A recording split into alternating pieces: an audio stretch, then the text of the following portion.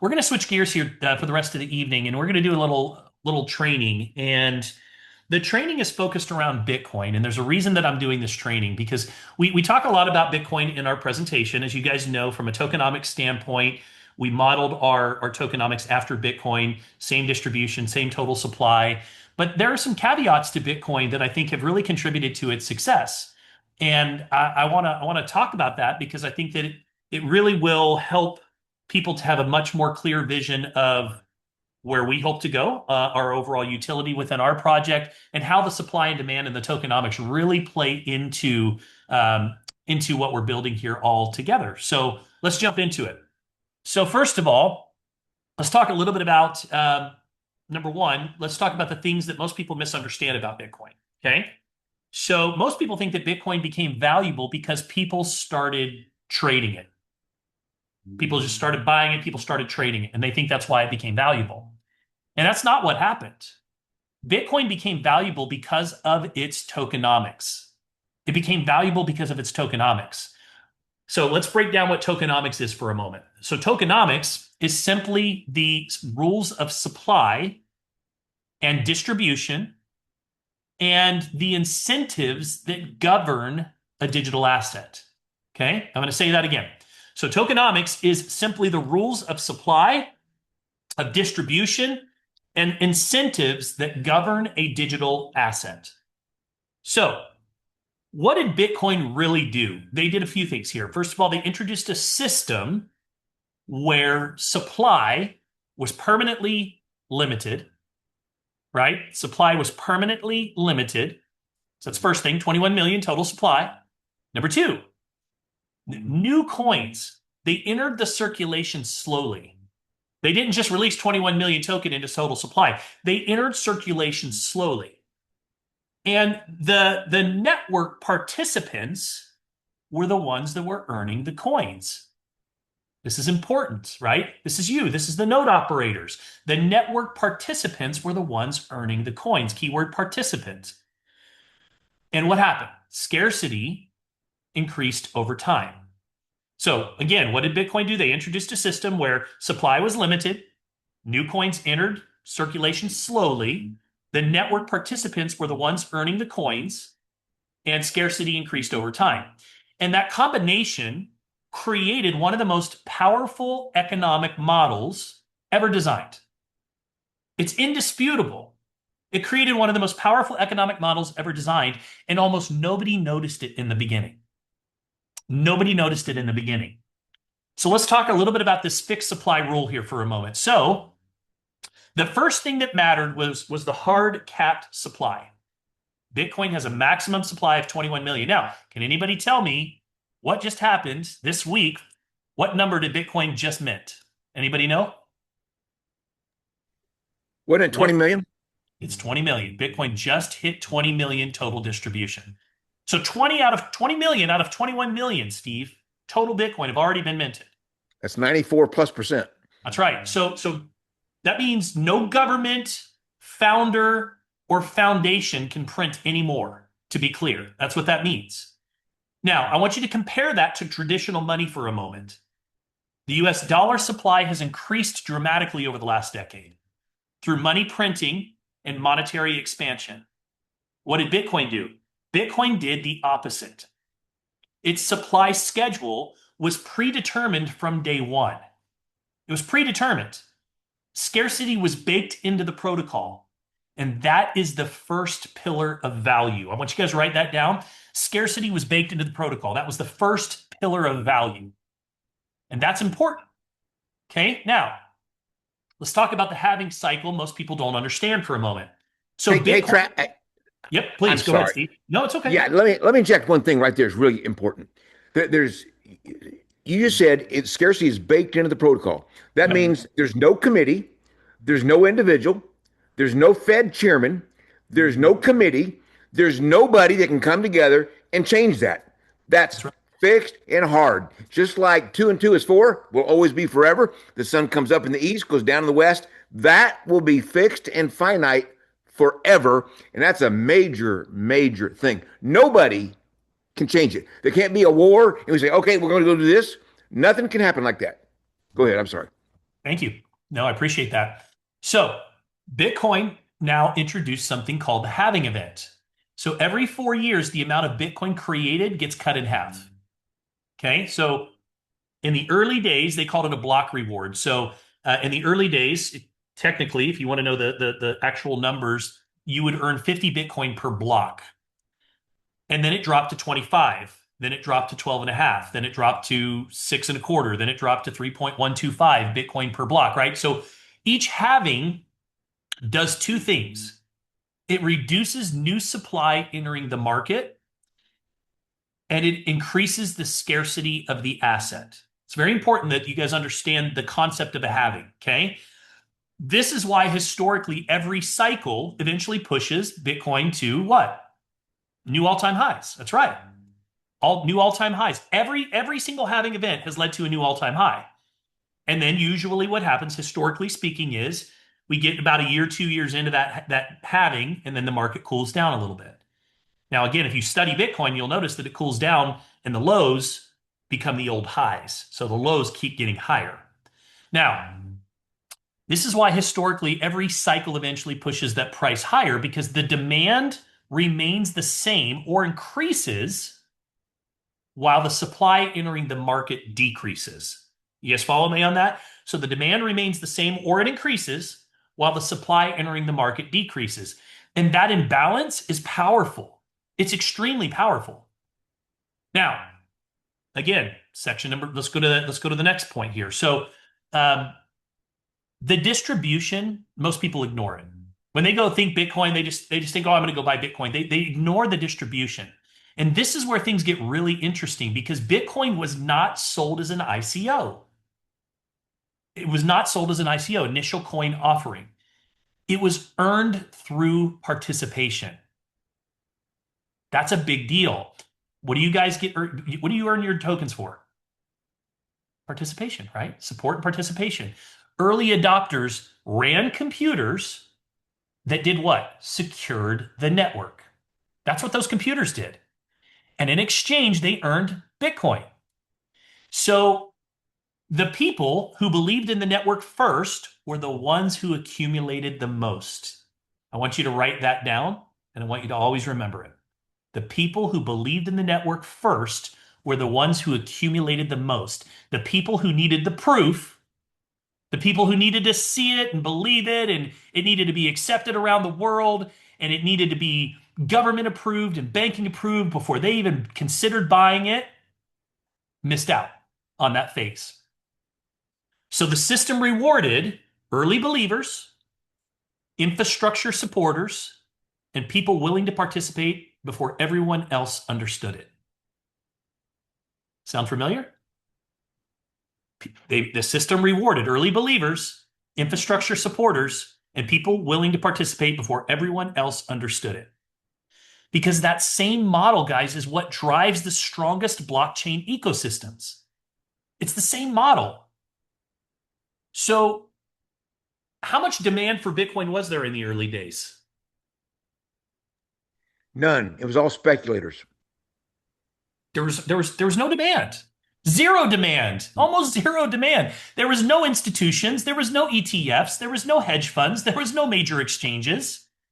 It was mostly developers and early tech enthusiasts or criminals. That's about it, right?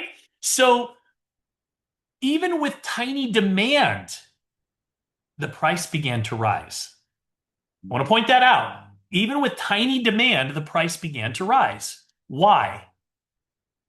Because supply was so constrained. Because supply was so constrained. So as more people discovered Bitcoin, the number of buyers slowly increased, right? But the number of coins available remained limited. So demand grew faster than supply. And that is the basic formula that drove Bitcoin's rise. Okay, now we're talking about Bitcoin. To be clear, and this is my disclaimer, I'm not telling you that Trusted Smart Chain is going to do exactly what Bitcoin does. There's no guarantees, no promises, I'm just educating on this is fact, not fiction. This is all talking about Bitcoin. Okay. Now, I'm going to talk about something called the reflexive demand cycle. Once price began rising, something else happened. Attention follows price. So the price increase created media coverage. It created new users. It led to more exchanges. It led to infrastructure, more people supporting the network. Institutional interest started, which created more demand, which pushed the price even higher, which created more attention, right? So it became a self-reinforcing cycle. And economists refer to that as reflexivity. I can't say the word right. Somebody help me out here. Reflexivity. There we go. Bitcoin's tokenomics allowed that to occur naturally. So think about that for a moment and just kind of how that works, right? So the price went up, it started to get more attention, it started to create more interest. There were new users, more exchanges. So now here's the part that most people still miss today. Even today, many people think that Bitcoin is valuable simply because people just trade it. But the truth is that the value comes from the ownership, or it came from the ownership of the infrastructure. Because the miners secured the network. The node operators, they validated the transactions. They were participants that supported the ecosystem, and they were rewarded with the scarce asset. And that model turned network participants into stakeholders. And that alignment of incentives is what built the ecosystem. So why do these tokenomics matter for the next generation of blockchains? Well, the next evolution of blockchain is not speculation. It is tokenized infrastructure of real-world assets. And that requires something very specific.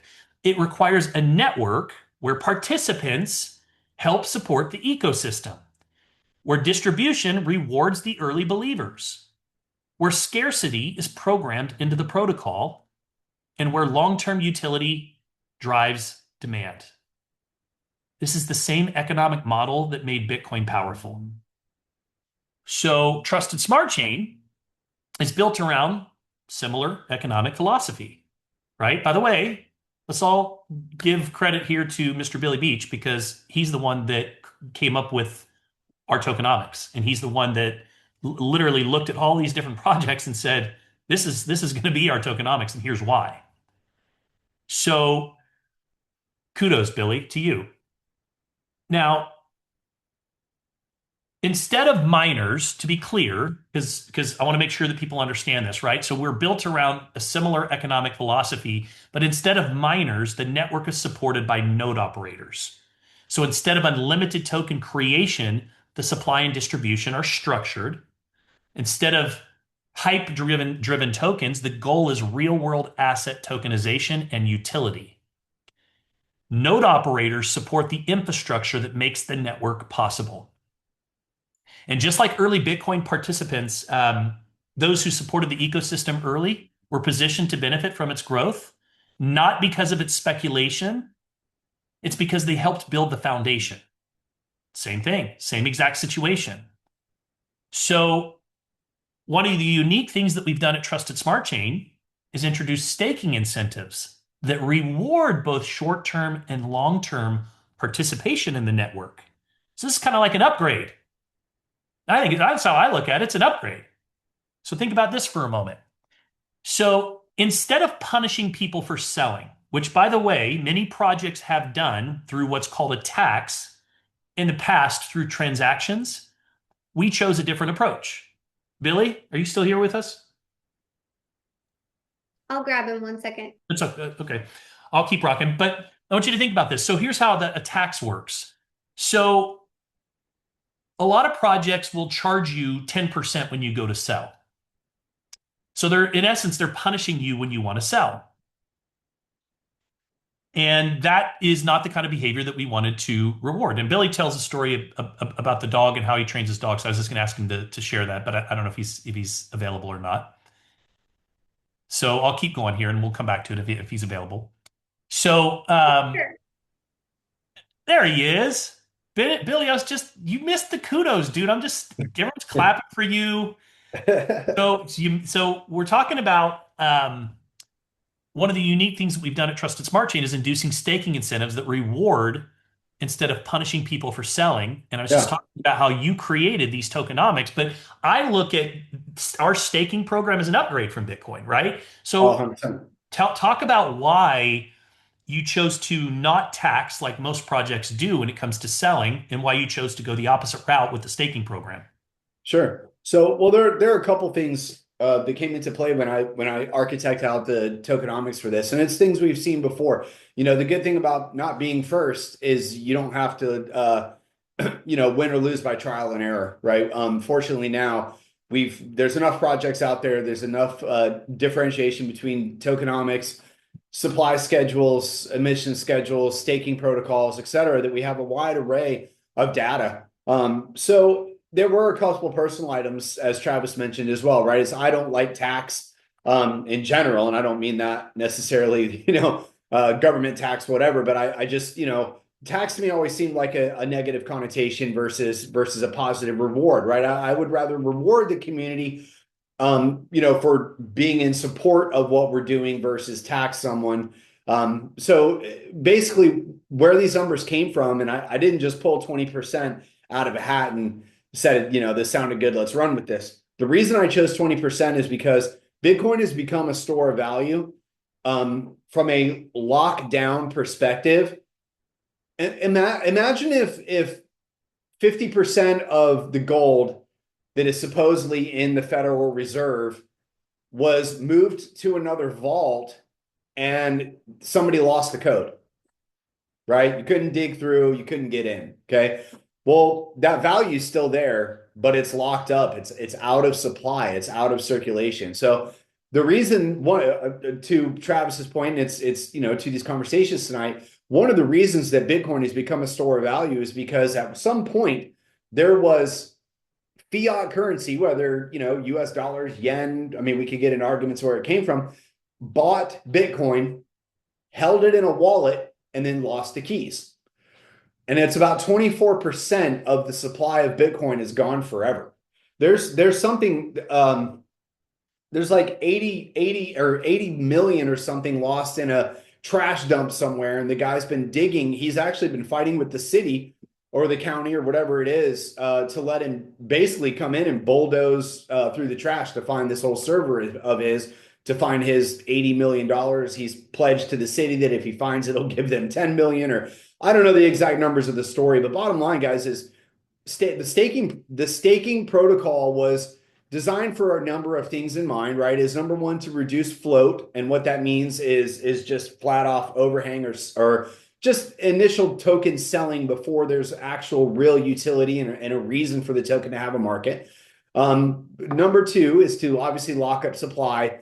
And then, the third piece is to really reward those members that really see the vision early on, really come into the community and support us building a blockchain. And I say that way because it's very different to buy a node and go, oh, good, whatever, I got 3 coins today and I could go sell those coins at market value. And for assumption today, let's assume that's $30 a coin, right? I got 3 coins today and I'm going to go sell those coins right now and I'm going to walk away with $90. That's great, honestly. And if you're doing that, good for you. That's 100% you're right. And it's everybody's right. It's a free market, right? But that's not what we're building here. What we're building here is you are getting a reward for building an infrastructure that is changing the face of finance. It's changing the way things have been done. It's changing the way that we're going to do things in the future, the way that capital formation is going to happen, the way that transparent structure is going to happen, that trading is going to happen, that liquid markets are going to happen.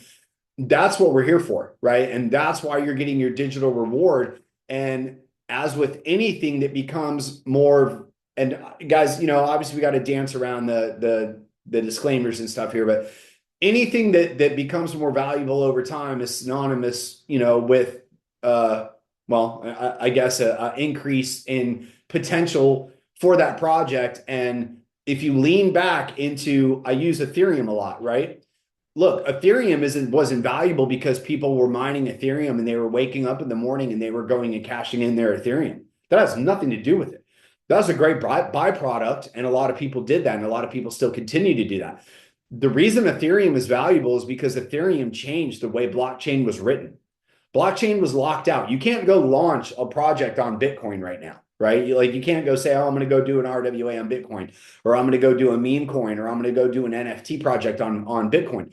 You can with Ethereum, and Ethereum was the first one to come do that. So by virtue of changing the system, changing the way things were done, Ethereum now has derived value. Now, Ethereum did a really, really good job of saying, you know, hey, Petro, come do your NFT project on my blockchain.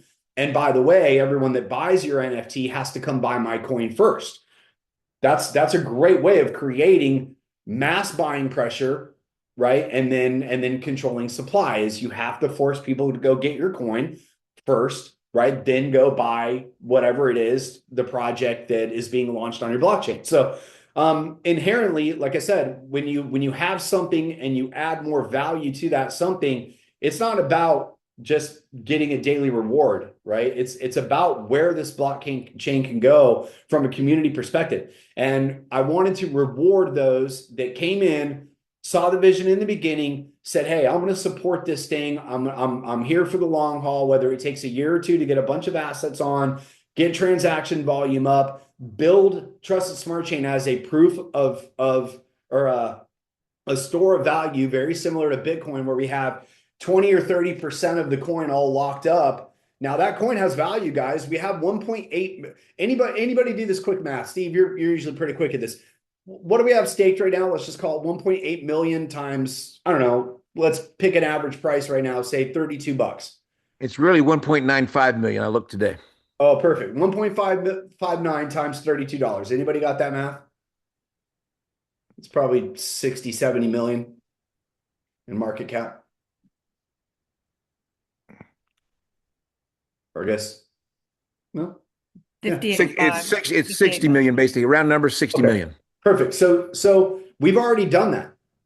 We've already created a store of value in our blockchain from a perspective of locked up and staked coins that has a current real world value, right, of a market cap of $60 million. That's a big step, guys. That's a big move. Congratulations to everybody in here, everybody in this community that's taken part of the staking and to earn those additional awards later on down the road by creating that store of value now. So sorry to get long-winded, but there's a lot of projects out there that just hop up and they go, let's do 10 billion coin. Why? Let's do 40 billion coin. Let's do 400 million coin. Why? There's no real thought thesis process. There's no real idea or thought process behind their tokenomics other than just creating a bunch of supply. And what happens is you hear this story, right? Is I'm getting 30,000 token a day. Man, if the token only went to $1. But in order for those market caps to hit something like that, I mean, the total crypto market right now is probably around 3 trillion. I usually look at this. I haven't done it in the last few days. There's been some hits to the market. But let's just assume that the total crypto market right now is 3 trillion. That means in every single cryptocurrency in the entire planet, there's about $3 trillion in USD value tied up in that market, okay? Anybody have any idea what the US capital markets are? It's about 140 trillion, right? So a lot of projects lean into that, and they do and if you guys watch Shark Tank, right? I love Mark Cuban, okay, for certain reasons. And one of the reasons I love Mark is this line. He always hammers these people. Well, there's 30 billion clients out there that want this sham wow, and we only need a tiny fraction. Guys, that is not a plan, okay? That is a hope and a dream, right? And a lot of the projects out there have done exactly that. They've said, well, if we could just get a tiny little fraction of the $140 trillion in the global market, everybody's coin that's worth 0.0003 right now, you're going to be a gajillionaire. But that's not a strategy and that's not a plan, right? So from inception, from bottom architecture of this, from looking at hundreds of other projects, tons of different staking programs, launching 15 other projects and other protocols over the last handful of years, we've just taken everything that we've seen done right and we've put it into the architecture of this blockchain. And, guys, that wouldn't matter if all of you on this call didn't believe and didn't participate. So we can build until the stars come out, but it's the community that holds us together. And I think you're seeing it right now. 2.2 million token minted, 1.9 million token staked. I got it, Brant. We've had multiple conversations about this, and Brant's been in this game for a while. Let's see if he's still on the call. Brant, you still there? He's still there. Absolutely. Were you blown away when we saw that number the other day? I was blown away. Blown away. I think that it shows it shows a few things. One, that everyone is excited to participate in the bonus pools of the staking. They want more and more because they love it so much. That is everyone proving with their actions that they want as much as they can get in these early stages. But two, they're willing, they understand the need to look. This isn't I've been part of crypto projects that, people want, they go into the project expecting to be able to liquidate every single penny of everything within a month. And I think this community has done an outstanding job understanding that, look, we're in this for the long haul, and we want to see this really be done the right way. So I love it. It's so fun to watch people not just speak to it, but actually show their conviction with their actions.